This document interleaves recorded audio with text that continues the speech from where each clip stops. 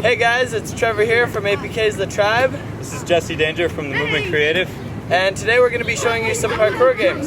The first game that we have is called Avoidance. The reason we're playing this game first is because it's a quadrupedal game. It's going to awaken our touch a little bit. And the way you play this game is you move around a set area. You try to avoid people. If you happen to touch anybody, that means they touch somebody as well. And anybody who touches somebody has to leave the circle. You can play this with 5 people or 60 people, and you can even change the nature of the space so that you're playing around walls or around bars or anything like that.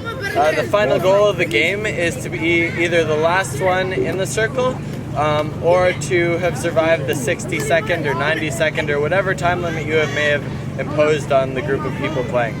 The next game we're going to play today is Hunger Games. The way we play this is we're going to take one of these. These are going to be our tails. We'll take just the last 2 inches. We're going to put it in the back of our waistband. We want it in the back of our waistband and we want it to be really long. If it's really long, it'll be easy for somebody to grab. And if it's easy for somebody to grab, that means we have to be good. We want to be good, so we want a long tail. When we're moving around, we have to move around like an animal, so we have to go all quadrupedal.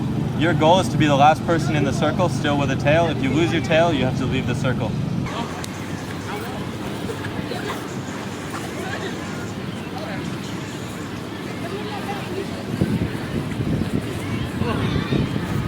For the next game, we're going to have Zach here showing us what we're doing. I'm Zach from 8, and today we're going to be playing Mission Impossible. So this game develops control, foot placement, balance, and fundamental quadrupedal movement. Now today we're going to be playing in a more rural environment with trees. However, you can also play in an urban environment with other obstacles such as rails and ledges. So this game is really simple. The objective of the game is for the participants to get across the boundary silently and tag the person who's it at the other side. The person who is it has to face away from the participants. If the person who's it hears the people at any point, he or she is allowed to turn around, and if he observes you moving, then the participant has to go back to the beginning. Some other variations are to do it quadrupedally, with arms and legs, or crab walk, or with shoulder rolls, etc. So today we're going to play a game called Square Hops. The idea behind this game is that I've created a maze full of squares, or a pathway full of squares from a starting point to a finish line, all around different obstacles that are here. The goal for you guys is to try and get through the maze without touching any of the chalk lines that I've drawn. If you touch a chalk line, you have to go back to the start and you lose your turn.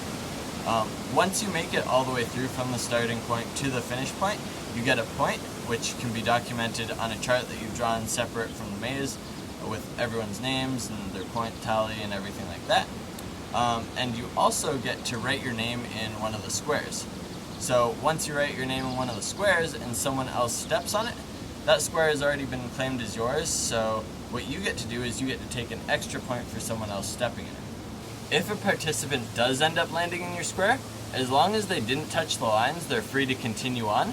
But if they touched a line and landed in your square, then they have to give up their turn. This can be played pretty much anywhere. It can be played like just on the sidewalk, if you don't have obstacles, and you can make the squares different sizes, different spacing apart, anything like that. You'll notice in this version I've drawn some squares on walls right here. I've drawn some squares on railings over there. And you can skip as many squares as you want if you can jump that far, or if you can use a way like vaulting on the ground or quadrupedal movement to do so. But yeah, the goal is to get the most points, and whoever gets the most points by the time all of the squares are filled up with names wins. And that's the end of our Parkour Games video. Thanks for watching. If you check the description below, you'll notice that there's a link to an article that features a whole ton of more games. It was written by one of our APK ambassadors. And I would also like to extend a huge thank you to Jesse Danger from the Movement Creative, as well as Zach Weeb from Ape.